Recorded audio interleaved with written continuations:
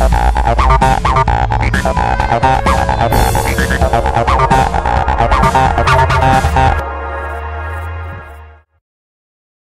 talking. How are you? Good, thanks, Richard. G'day, Richard. How you going? And what are we talking about today? Richard, we're talking about, we're into Women's Health Month this month. We had sexual health last month, but this month, March, is Women's Health. And today we're talking about ageing skin. So today we have with us naturopath Wade Stiller, who's from the Northside Wellness Clinic over at Petrie, and he'll be taking us through some of the treatments that you can do internally for ageing skin. How are you today, Wade? Yeah, good, Jeff, thanks. Good to see you again. Okay, so Wade, what are some of the complaints you hear about skin, especially as we get older? Yeah, Jeff, there's a number of complaints, from more cosmetic through to structural and immune-driven complaints. Things like ulcers, boils, abscesses, psoriasis, eczema, dry skin, cellulite, skin tags, weak and thin skin. Even wrinkles are typically more common, probably more amongst women than men. But I have to say it's the women who are they're definitely more aware of these kind of skin issues, unless there's pain associated. So why is that? Look, it's more of a structural thing. Women have much thinner skin than men, and just underneath that top layers of skin they have a relatively higher number of fat cells than men do.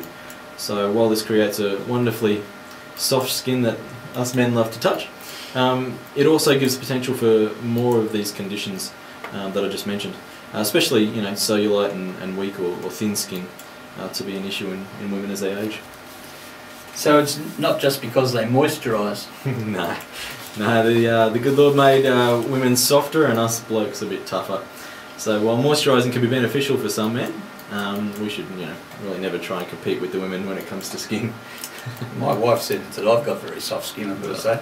That's beautiful. Okay, so maybe we should start at the grassroots of some of these problems. What did you mean before when you said that some skin problems are structural? Okay, well, I guess we should look at the skin itself.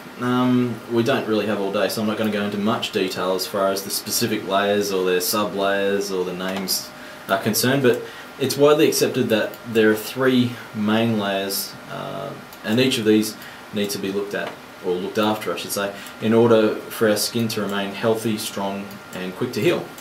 The top layer is mainly made up of about 5 layers of cells that protect the skin beneath from UV damage, moisture, microbes or bacteria, and also give some fine touch perception. At the base of this layer we have a layer of very fast growing and replicating cells. This is good for us in that when we need to heal, the skin can grow back quickly, but if those cells lose control and then things like dermatitis or dandruff can be the end result. The second layer, the middle layer, it's kind of the business layer. This holds capillaries or small blood vessels, nerves, glands, hair follicles, within a mix of elastic fibres and connective tissue. The skin's ability to stretch and then return to its original size is held in this layer. The fact that it contains small blood vessels, of course, tells us that it feeds the top layer with nutrients. So this is really an important layer for our skin. The third layer really technically isn't part of the skin, but it connects the skin to our body and mainly contains fat cells for impact protection and insulation, and bigger blood vessels that feed those capillaries in the middle layer. Obviously, all skin conditions are caused by dysfunction of at least one of these layers, but when we look at thin or weak skin, ulcers, even skin cancers, we're directly related. They're directly related to the breakdown or dysregulation of those cells.